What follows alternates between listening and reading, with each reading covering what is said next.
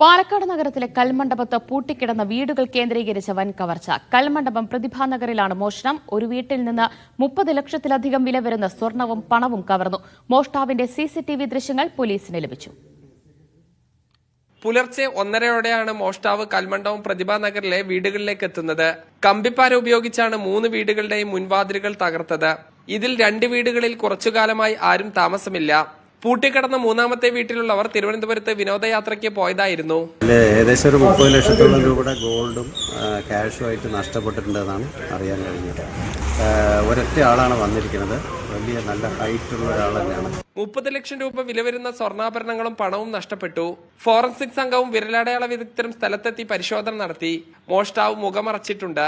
CCTV ദൃശ്യങ്ങളും മറ്റു തെളിവുകളും പോലീസ് ശേഖരിച്ചു. മീഡിയ 1 പാലക്കാട്.